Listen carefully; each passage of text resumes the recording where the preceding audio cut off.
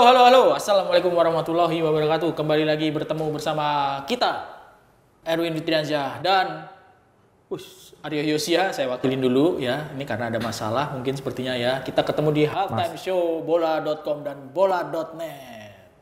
Masalah dalam Apa hidup. lo? Untung yang ini yang dipegang. Untung bukan yang ini. Kenapa lemes banget? Kenapa sih? Pakai nanya kenapa? Udah jelas kita main bola bareng sebagai duet di lini depan dengan kekalahan yang menyakitkan. Gua nggak merasakan ada duet soalnya. Nggak merasakan kehadiran lo. Aduh, gua dibegal sama salah satu aktor intelektual dari sebuah TV swasta. Ini kakinya lagi sakit nih. Wah. Tolong tunjukkan bagaimana gua menderitanya disikat orang. Tapi Udah kan dah, langsung ngobrol. Kartu merah itu lawan lo jadi kena kartu Ya merah. kalau bisa dia perlu dihilangkan dari bumi ya sekalian, Bro. Bukan berarti maksudnya dari sini dihilangkan ke bumi bagian sini gitu. diajak suruh jalan-jalan ke Mars. Oke, kita kali ini membahas apa nih? Membahas apa, Cuk? Liga 1. Liga Liga 1 lah. itu sudah menyelesaikan putaran pertama ya. Putaran pertama sudah selesai dan juara paruh musimnya adalah Borneo FC. Borneo FC ini selama beberapa musim stabil di papan atas. Nah, sekarang mereka ada di posisi 1. Kalau menurut lu siapa pemain kuncinya, Bro? Pemain kuncinya itu si Mbah siapa? Stefano. Emang dia kakek-kakek lo panggil Mbah. Kan kuncen. Itu di Stefano. depan kantor kita ada duplikat kunci tuh. Tukang kunci. Stefano Lillipali. Dia ini ada 9 gol yang udah dicetak sama Stefano Bukan Lillipali. striker ya? Dia pemain terbaik bulan apa? Oktober apa? Oktober Pokoknya bulan terakhir ya. Bulan Oktober dia pemain terbaik kompetisi. Jadi memang bukan striker tapi tajam. Dia paling banyak cetak gol, 9 gol sekarang. Iya sih. Di klubnya. Iya. Gue juga sepakat sama lo gitu. Pemain ini sangat dominan banget nih dengan performa timnya yang bagus ya. Ya tadi. Dan dia multitasking. Dia dia pemain dia bisa memainkan multifungsi. Multifungsi kan. Kalau versatile, kalau bahasa kerennya versatile. Kalau gue lihat kan di Borneo dia lebih sering bermain di sisi kiri dan sesekali. Terus aja, Bro. Kita bubarin aja nih syuting. Artinya bahwa ya beruntung si Borneo punya Stefano Lillipali dan gua ngelihat sebenarnya musim ini seperti musim lalu udah terlihat bagus loh dia. Sama. Artinya dia juga sering jadi pemain pemecah kebuntuan, tetapi menurut gua musim ini seperti kebangkitannya dia. Karena kan Stefano Lillipali ini kan sebenarnya salah satu pemain naturalisasi yang punya kualitas. Ya kan waktu di eranya dia. Tapi setelah Alfred Riedel udah nggak jadi pelatih timnas kan dia menghilang gitu kan. Luis Mia, kemudian dan terakhir juga Sintayong kan sebenarnya itu kan jarang gitu kan. Iya. Dan situasi sekarang menurut gua. Tapi memang Coach Sintayong ini agak ini sih, mungkin kurang cocok kali ya sama stylenya Vano, terus Spaso. Ya kan. Beberapa kali kan meskipun bagus di kompetisi tapi nggak dipanggil ke timnas ya itu kan stylenya lain ya, memang mungkin nggak cocok sama. Ya Vano ini kan tipikal bukan pemain yang bertenaga kan. Kalau Sintayong kan suka pemain bertenaga, rata-rata kan power banget kan. Kalau main nggak ada tenaganya bagaimana?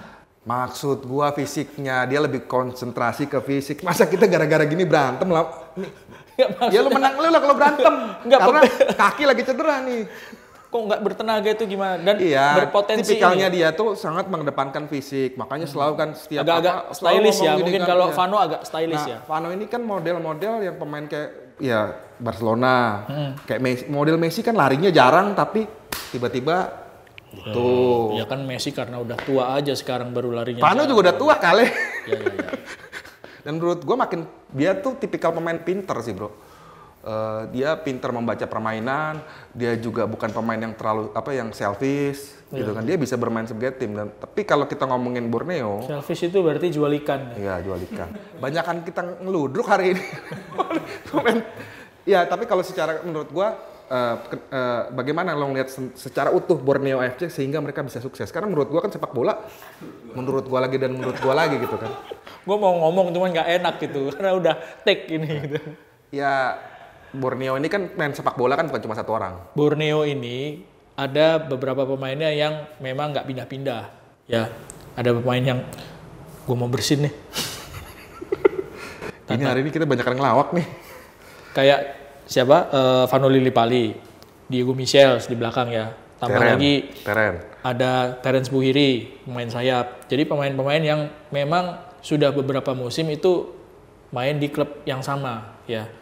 Jadi ada sebuah kerangka yang memang dimiliki oleh pelatih Peter Huistra. Tambah lagi pemain-pemain, nanti di putaran kedua ada Wiljan Pluim. Gue mau yang terakhir gue sering salah tuh.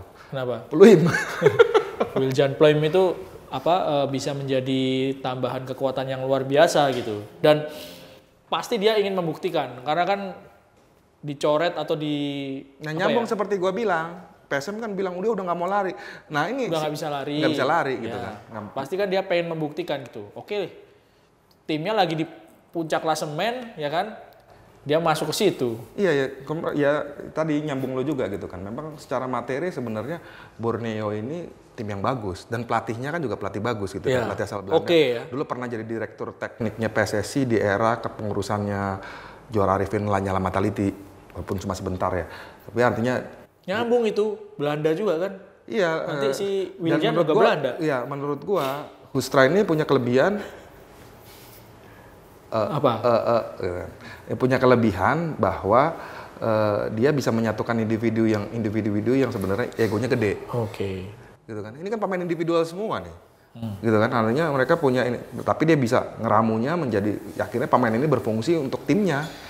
Oke, sekarang di puncak klasemen. Kita berubah. Kita ganti membahas tim yang sama-sama warnanya oranye.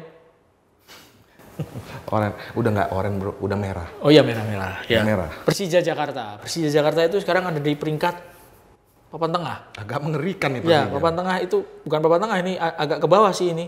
13, peringkat 13. Persija udah 5 kali nggak menang-menang di pertandingan terakhir. Terakhir menang itu lawan Persik tanggal 17 September. Terakhir kalah lawan PSIS. Banyak faktor sih menurut gue Persija kayak gini ya. Apa itu? Kalau dari mereka sendiri kan ya ini pembelaan excuse mereka kan bilang kita banyak keputusan wasit, dirugikan keputusan wasit. Tapi kalau gue sih ngelihatnya ya mungkin itu bisa terjadi kan, lo tahu kualitas wasit di Indonesia seperti apa gitu ya. Tapi tim lain juga ngalamin kok sebenarnya. Tapi secara utuh kita ngelihat memang menurut gua kesalahan fatalnya Persija musim ini adalah dari sisi pembelian pemain asing. Pemain asing ya. Artinya mereka sangat kuat di lokalnya nih. Dapat Rizky Ridho dan banyak juga beberapa pemain lokal yang Witan itu kan juga di situ. Tapi tidak diimbangi dengan rekrutmen yang baik di sektor pemain asing. Ya mohon maaf gitu kan. Ya kayak misalnya di striker mereka cuma. Lo mohon maaf ke siapa? Mohon maaf, maksudnya artinya bukan menghina gitu loh. Oh iya. Mohon maaf ke Persija. Tapi coba objektif aja gitu loh. Marco Simic beberapa tahun lalu dia striker yang bagus. Tapi kan seiring dengan bertambah usia gitu kan. Dan akhirnya pemain juga belakang Indonesia juga udah mulai apal. Dan yang gue dengar cerita kan rekrutmen Simic ini kan terpaksa. Karena ada kontrak yang tersisa. Pilihannya hanya 2 kan. Lo mau maju ke pengadilan, bayar penalti atau lo pakai sekalian. Tapi ujungnya ya akhirnya dengan dipaksa dipakai, menurut gua akhirnya Persija menderita. Karena praktis dia cuma punya satu striker dengan ada lokal kan sebenarnya Aji Kusuma kan bagus tuh kan. Tapi kan mereka memang benar kata Sis Thomas tuh. Gua butuh satu orang striker lagi kuat dan mereka nggak punya itu. Belum lagi ngomongin di sektor gelandang. Siapa? Bisa dibilang mana rekrutmen ininya dia nggak ada figur yang kuat. Iya. Gitu kan. Di belakang juga Gajos gitu kan. Yang tadi gue bilang Gayos kan yang di tengah gitu kan. Kan lu bayangkan dengan musim lalu Behrens walaupun siapa namanya yang Jerman Hanno Behrens. Oke, dia kan punya masalah dengan fisik. Tetapi kalau lebih parah lagi nih Gajos. Gitu kan. Karena ya dia gue ngelihat malah dia tidak seperti terlihat dominan sebagai layaknya playmaker asing yang kita selalu ingat gitu loh. Di pertandingan terakhir itu yang menjadi kritik adalah kenapa kok memainkan Maman Abdul Rahman gitu kan menghadapi PSIS. Padahal Maman ini kan yang pertama usianya sudah cukup veteran. Terus jarang main. Sementara PSIS-nya lagi bagus. Main di kandang PSIS. Ya susah akhirnya. Tapi mungkin itu juga buat penyegaran karena memang praktis kan mengandalkan Ridho, mengandalkan Kudela, kemudian mengandalkan si Hansamu. Nyatanya Persija kebobolan melulu. Kita udah ngomongin 2 orang pemain lokal yang back terbaik kita gitu kan, plus tambah pemain asing back yang juga bagus musim lalu gitu kan. Tapi entah kenapa, ya itu juga ada kritik, si Thomas Doll juga banyak dapat kritik kan. Kenapa sih lu masih memaksakan bermain dengan 3 back? Ya, itu kan juga disinyalir sebagai kerusakannya Persija di lini belakang. Ya, apa membuat performa Persija terpengaruh. Ya lagi-lagi lawan udah mulai ngebaca tipikal mainnya Thomas Doll gitu kan. Gua kok punya feeling sobet ya. Seberapa kuat, kita pernah ngebahas itu, seberapa kuat nih Thomas Doll akan bertahan. Seberapa sabar manajemen itu ya? Iya, karena lagi-laginya lagu-lagunya. Lagu-lagunya maksud gua. Lagu-lagunya demo udah jalan kan, udah ada kriak-kriak, dan kalau udah lihat sejarah panjang Persija, banyak keputusan yang diambil manajemen tuh karena ngelihat ada demo, supporter. Iya, sama kayak presiden kita aja. Cuman kan gini, Cing, kalau misalnya Persija putus kontraknya Thomas Doll, kan ada penaltinya. Yang gue dengar. Pelatih kelas dunia. Tapi ada yang lebih serem lagi yang gue dengar nih. Apa nih? Soal ini. Persija tuh kabarnya juga sedang menunggak gaji. Itu juga katanya membuat performa pemain. Karena ada beberapa pemain diisukan bakal pindah di putaran kedua. Termasuk siapa back sayapnya dia tuh? Yang kiri. Firza itu kan sempat dipindahkan diisukan pindah ke Persib karena kasus ini. Kita nggak tahu karena kita dari luar. Tapi memang yang udah sering terjadi itu di Indonesia. Performa jelek itu karena pengaruh rupiah yang mereka dapat setiap bulannya. Contohnya PSM itu kan. Ya, ogah-ogahan. Begitu beres kan langsung nanjak lagi ya. Karena Persija nih udah beres ya jadi PSM. Udah mulai beres gitu. Walaupun udah terlambat lah, lagi-lagi kan selalu sindrom juara, Bro. Yang kita pernah bahas juga. Oh, motivasinya udah beda lah. Oke. Gitu kan. Udah. Oke. Segmen pertama selesai, kita lanjut di segmen kedua nanti.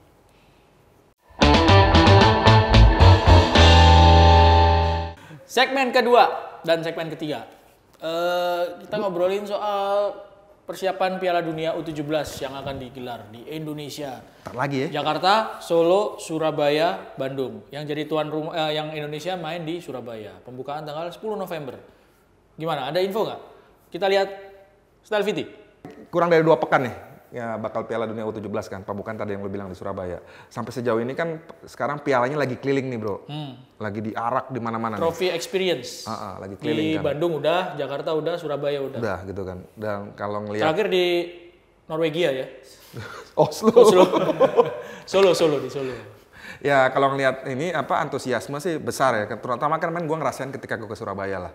Sempat lihat bagaimana luar biasanya masyarakat gitu kan, pengen foto bareng itu juga rame. Kemudian juga kemarin ada yang ke Bandung nggak? Siapa yang ke Bandung? Aja si Bandung. Kita.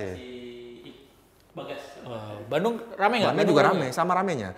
Cuma ini lebih besar karena memang lokasinya kalau di Bandung kan karena di kabupaten tuh. Jadi jalannya lebih sempit. Itu rame juga ya. Dekat Jalak Harupat ya? Iya.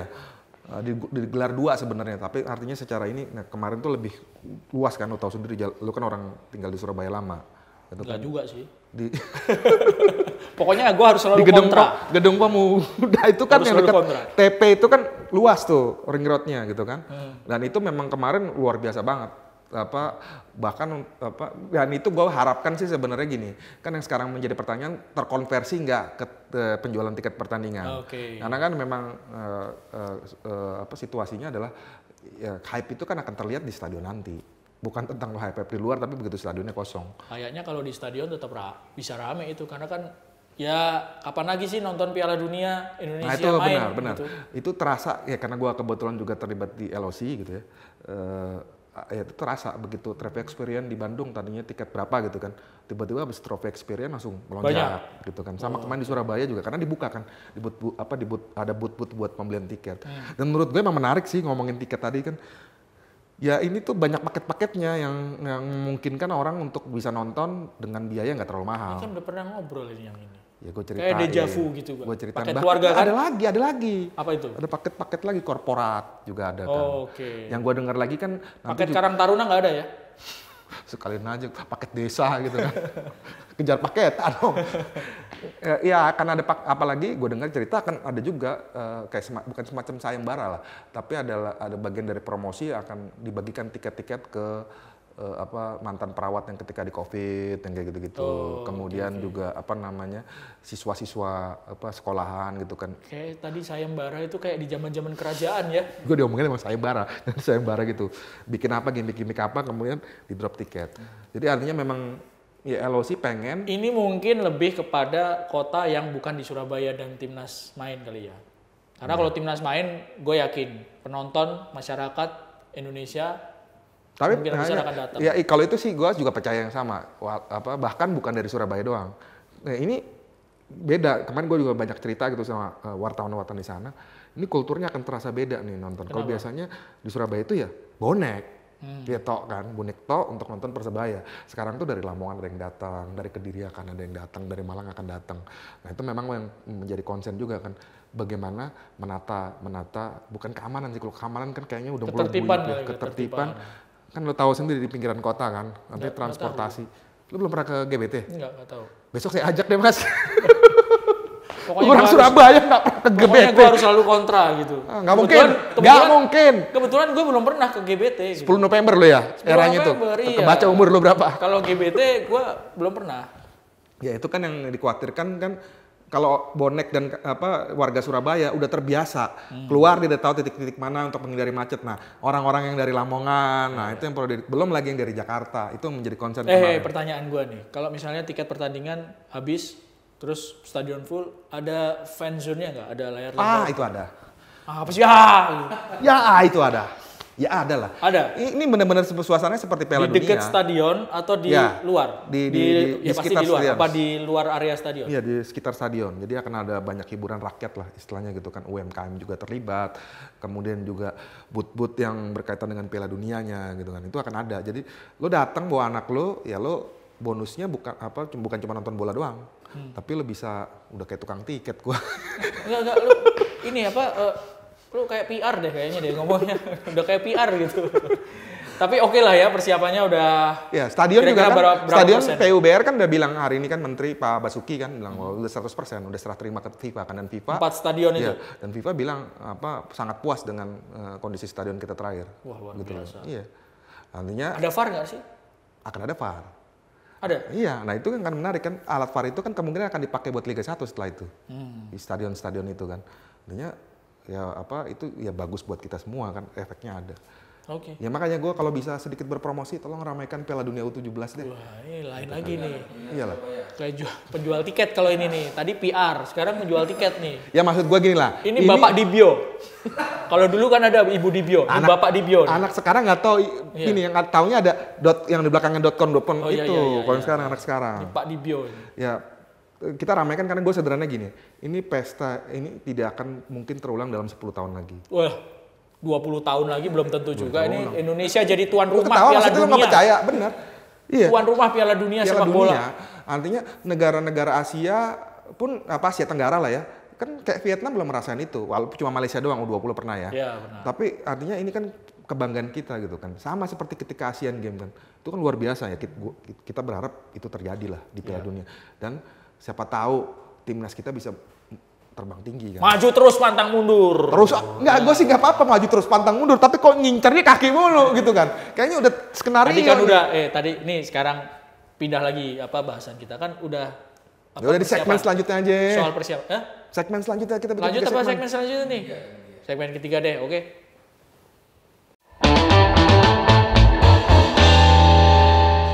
Segmen terakhir di halftime show sekarang ini. Gue minum dulu boleh ya? Silakan. Terus kaki lagi kan.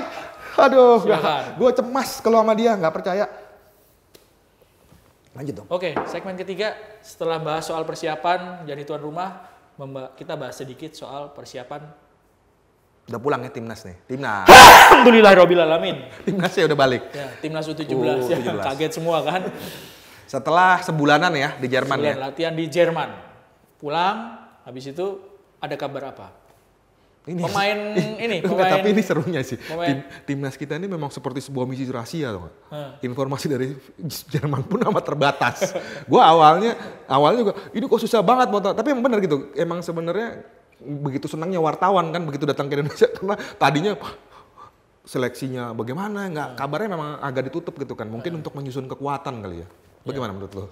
Lah, ini timnya juga baru pulang, gimana sih? Yang menarik adalah kan ada... Udah uji coba di sana kan. Di sini, hasilnya seimbang lah. Ada menangnya, ada kalahnya. Ya. Di sini kemarin menang ya lawan Torpedo ya. Gitu kan, menang telak. Torpedo? Rusia. Hah? Lu torpedo bilang sate torpedo ya. Gue udah curiga pikiran udah jauh. Dipikir gue nggak tahu yang namanya torpedo. Sop kaki kambing nih. Aduh, jadi pengen nih Bang Anen nih gue makan di Fatmawati situ. Iya, itu kan menang telak kita ya. Berapa Ziz, produser? Pokoknya menang. Ya. Yang menarik adalah tim U17 ini juga diperkuat oleh pemain keturunan. Pemain keturunan. Namanya Jardim. Ya, yang keturunan Brazil. Sama siapa lo baca lah? Welber Jardim dan Amar Raihan.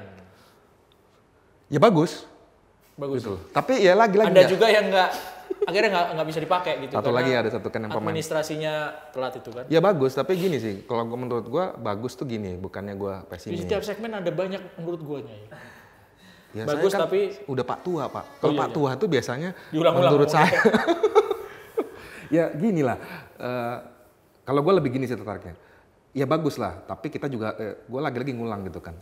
Apakah mereka akan berkontribusi langsung buat tim? Siapa? Dua ini atau yang belum masuk? Dua ini yang masuk gitu kan. Artinya lu harus ngitung persiapannya memang pendek kan.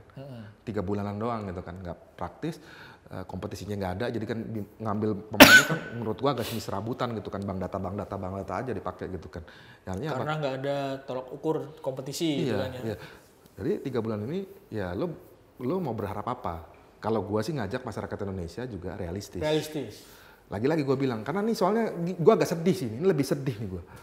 Gua ngelihat belakangan itu ya walaupun gue tahu bakal dibully, tapi gue masih ngomong, gue karena demi kebaikan. Dia aja dibully ya, jangan dibully. Ya, saya aja. Jadi ada permintaan request karena hasil uji cobanya kan udah kalah gitu kan. Ada kalah. Permintaan untuk menggantikan Bima Sakti dengan Sintayong. Gue yakin juga dan percaya Sintayong juga nggak bakal mau suruh megang tim hanya kisaran kurang dari sebulan gitu kan. Dan menurut gue gini, apa sih salahnya kita mendukung Bima Sakti gitu kan. Ya oke, dia punya catatan berbagai, tapi kan ini kita ngomongin negara kita. Ini tim yang akan mewakili kita. Waktunya udah makin sedikit lagi kan. Iya, waktu makin sedikit.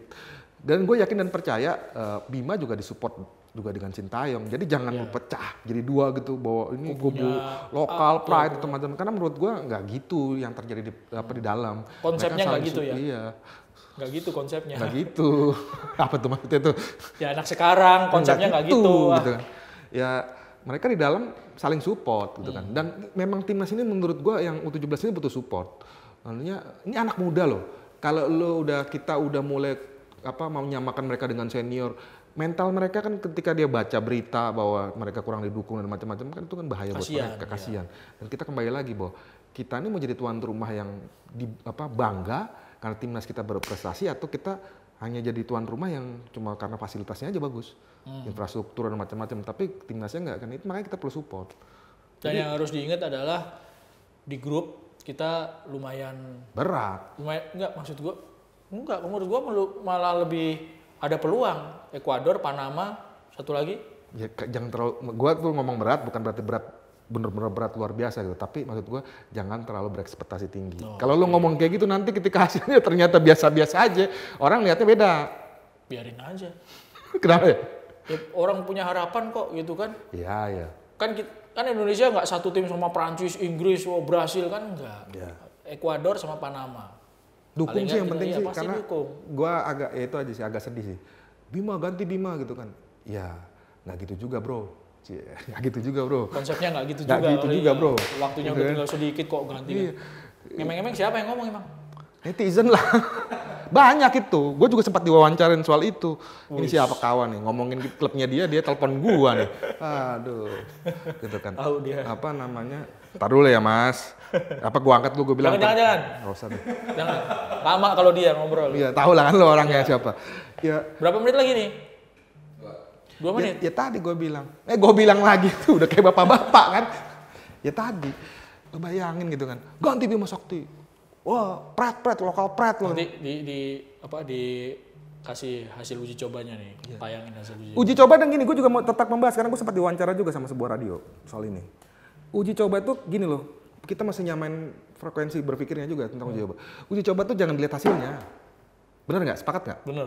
Bahwa uji coba itu ya memang lu kesempatan lu mencoba sebanyak mungkin pemain.